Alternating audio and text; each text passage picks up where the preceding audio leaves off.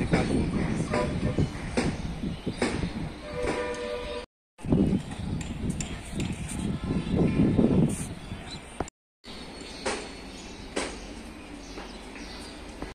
ফুলে ফুলে সাদা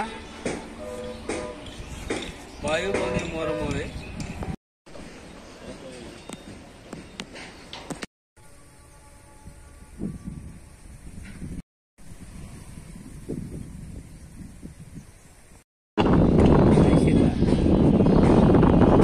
দুই ধারে কাশবন, দুই ধার উচ্চতার ঢালু তার পাড়ি।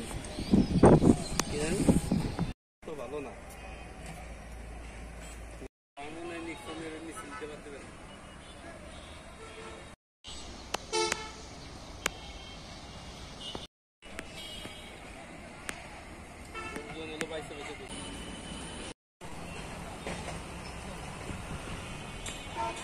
কাশবনটা দেখলে আমাদের শিশুকালটা মনে পড়ে।